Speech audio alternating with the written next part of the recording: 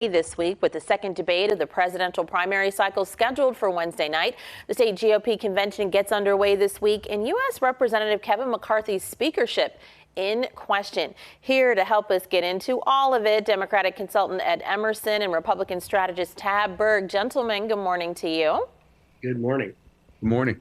Tab, already for this debate, the field has been narrowed to 6, with former Arkansas Governor Asa Hutchinson and North Dakota Governor Doug Burgum not qualifying, failing to meet requirements like having an increase of 50,000 unique donors since the candidates first met on stage. Some say former Governor Nikki Haley and entrepreneur Vivek Ramaswamy were the biggest breakouts during the last debate. So who has to make their mark Wednesday or they're out? Well, I think that DeSantis needs to have a really good showing because he's been in a slide. And whenever you're falling, you need to arrest that fall at a minimum. So I think DeSantis has the most at risk at this debate. All righty. And DeSantis, as we just reported, agreeing to debate Governor Newsom. So maybe that's one other way he's trying to address the slide. Ed, who do you think will be out after this round? And are any of these folks putting out anything that's capturing the attention of independents or a few Democrats? Not to be too glib, but I think they're all in trouble. I don't know that there's a giant, humongous elephant in the room. And, you know, if you're going to have a debate and not talk about President Trump, I think you're missing the point. I mean, you can poke fingers and like the video of Nikki Haley there. I mean, you have to step out and say something that is unusual. Chris Christie, I think, is in trouble. I think he's got to do something. He's the only voice out there right now who's raised money, who has supporters, but it has no traction. He's not going anywhere at all. It's really tough to sort of sort through that. Also, former President Trump has got doesn't come. I mean, right. he's poo-pooing the entire process, and I think that diminishes the process. So I think the Republicans have to.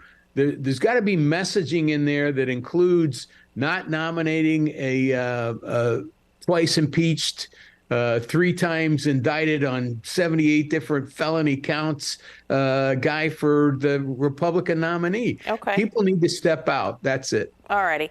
Again, with the Republican-centered dysfunction in Washington right now when it comes to the country and its spending plan, this debate in Simi Valley could be difficult. And is the country, even Republicans, into what the Republican message is right now? Yeah, that's a great question, Cecilia. What is the Republican message? Is just by example, Chris Christie's message is "I'm not Trump," and Trump's message is "I am Trump." So the Republican Party needs to address, and hopefully they'll address this in this debate, is that the lowest unemployment since World War II. Inflation is down 3%. Gas prices have gone down every month for the last 12 months. Address that. Speak to President Biden's leadership on all these different economic issues, as well as our continued support for Ukraine. You've got to get out there and talk about these things. I think somebody in the Republican Party, maybe that we haven't seen yet, will step forward. But I think it's tough. They have a tough road to hoe. Tab, so are even Republicans into the Republican message right now, or no? I know Ed would like to paint this picture of President Biden having led some kind of an economic resurgence, but there ain't nobody in the public that feels that way.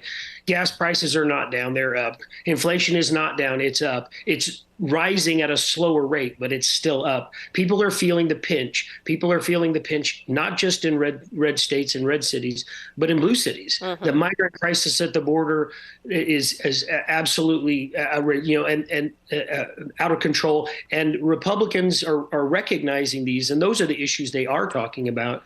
Even when you talk about Ukraine, which absolutely, we need to be there to support them. But the U.S., America's status overseas has diminished over the last 2 years.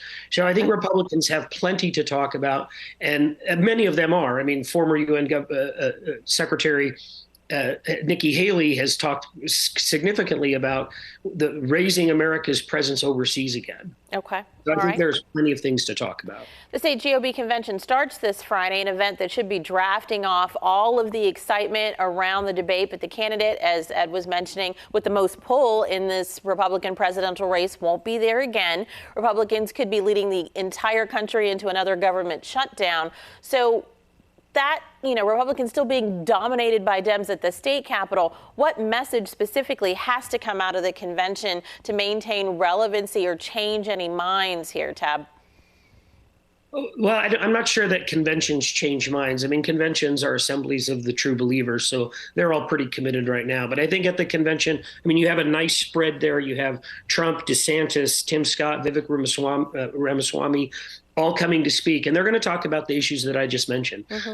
Biden's utter failure at the border, Biden's, the Biden economy's failure to help real Americans, and I think that America's challenges overseas, which are not being addressed by this president. All righty. And so, yes, this is a convention, a meeting of true believers, but people have to kind of get their marching orders and have something that's motivating and exciting to talk about and bring to the voters. Ed, what do you think has to come out of this to gain greater relevancy for Republicans in California? Nothing. They can't do a thing. They've been doing it for 20 years, and we wiped them out. We're going to continue to dominate across the board for as long as we can. We have a message. Their message is Biden is bad. I mean, as Tab suggested, that's not a message. That's not a message that empowers or enriches people. That's anger, and that's Donald Trump. Anger, be mad, feel cheated, feel the whole thing. The U.S. Bureau of Labor Statistics, by the way, is putting out these charts and putting out numbers. Show me a number that shows in a source where inflation is actually going up. It's not true, Tab.